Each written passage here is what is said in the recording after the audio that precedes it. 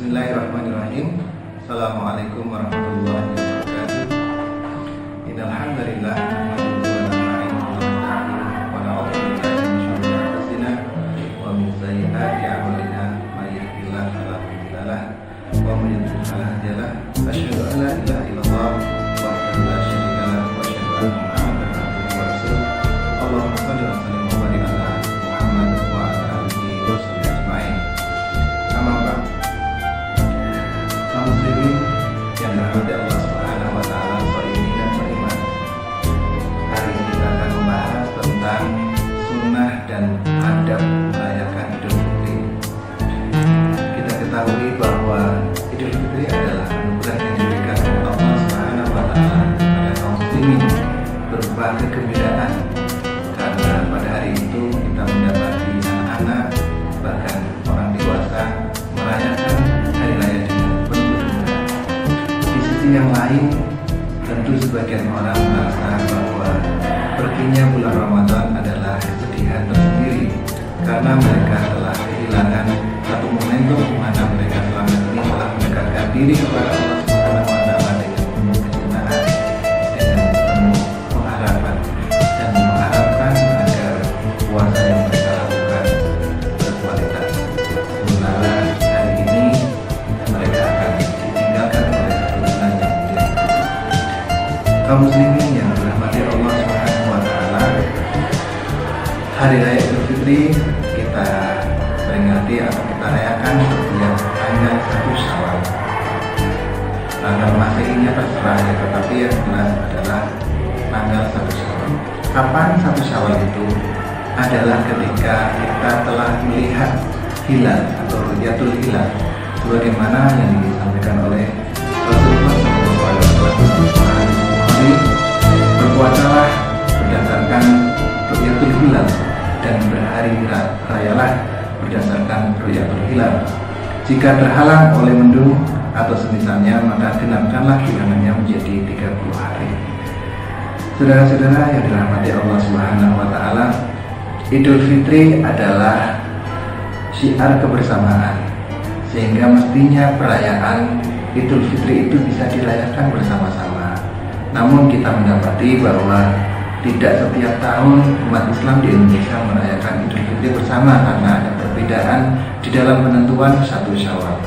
Tetapi itu yang sebenarnya dikehendaki oleh Nabi Shallallahu Alaihi Wasallam, sebagaimana sebuah hadis yang diriwayatkan oleh At-Tirmidzi. Puasa itu pada waktu berpuasanya kalian kaum muslimin.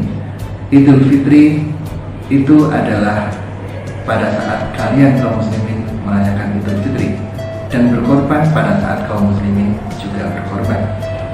Namun demikian, perbedaan itu tentu tidak membuat kita menjadi berpecah belah ya, satu sama lain.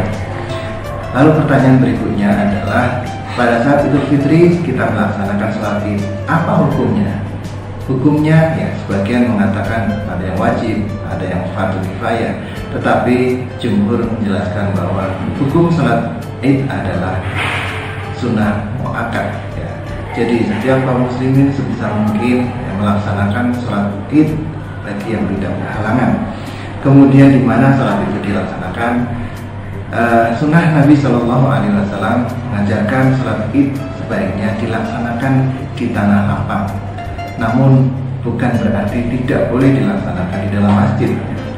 Pada saat tidak memungkinkan, satu kondisi tidak memungkinkan dilaksanakan di tanah lapang, bisa dilaksanakan di dalam masjid. Sebagaimana hadis yang diriwayatkan oleh Imam Bukhari, dahulu Rasul Shallallahu Alaihi Wasallam selalu keluar menuju tanah lapang untuk melaksanakan sholat Id, yaitu sholat Idul Fitri dan Idul Adha. Ikhwati iman yang dirahmati Allah Subhanahu wa taala, kita harus memahami tentang adab-adab yang harus dilakukan oleh kaum muslimin pada saat menuju sholat Id. Yang pertama adalah usahakan untuk berpakaian yang paling bagus ya, atau terbaik yang kita miliki. Ini adalah sunnah Nabi. Kemudian yang kedua adalah makan beberapa butir kurma sebelum berangkat. Salat Idul Fitri dan salat Idul Adha berbeda.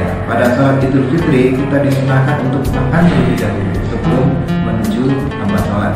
Berbeda dengan Idul Adha, kita diminta untuk menahan diri dulu, ya makan baru setelah sholat Idul Adha.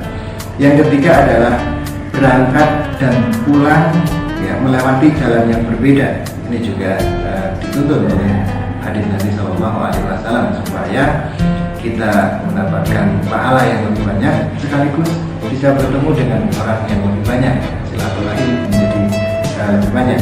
Kemudian yang keempat adalah menerapkan takbir sejak kita keluar dari rumah sampai ke tanah lapang hingga didirikan salat Id, ya.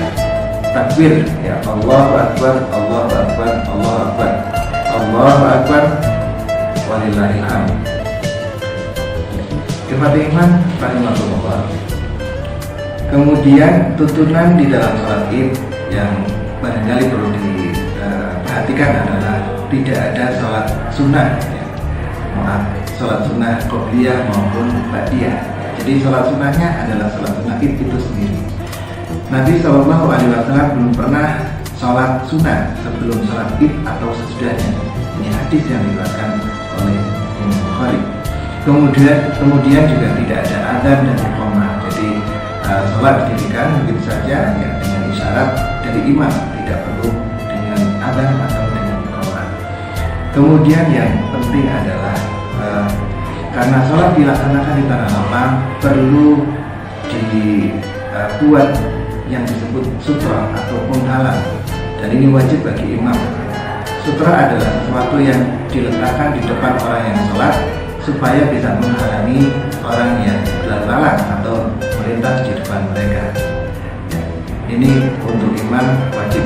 Nabi Shallallahu Alaihi Wasallam bersabda, Rasulullah SAW jika keluar menuju sholat Id ke tanah lapang, beliau memerintahkan dibawakan tombak untuk ditancapkan di hadapannya, kemudian sholat menghadap tombak tersebut.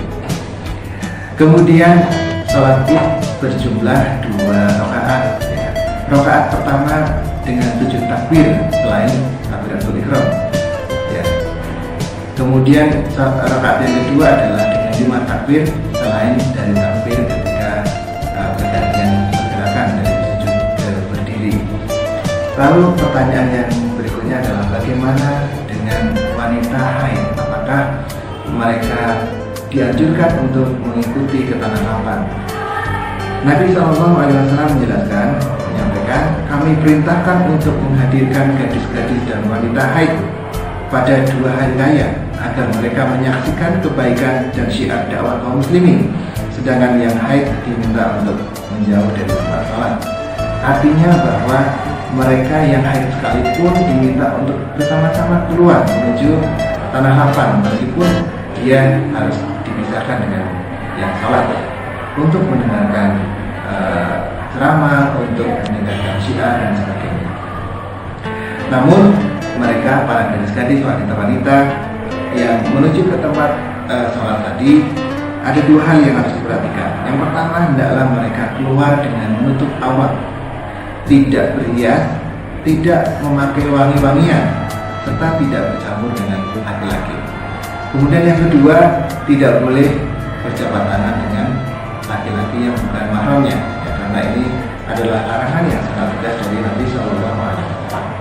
Yang terakhir perlu kami sampaikan perkara-perkara yang harus dihindari pada saat hari raya. Ya, di antaranya yang pertama adalah menyerupai orang-orang kafir di dalam pakaian dan berpesta. Yang kedua, menggelar pesta judi, kemudian pergi ke tempat-tempat hiburan dan maksiat. Yang ketiga adalah mengkhususkan ziarah kubur pada hari itu, karena sesungguhnya ziarah kubur itu tidak perlu dikhususkan pada hari raya Id.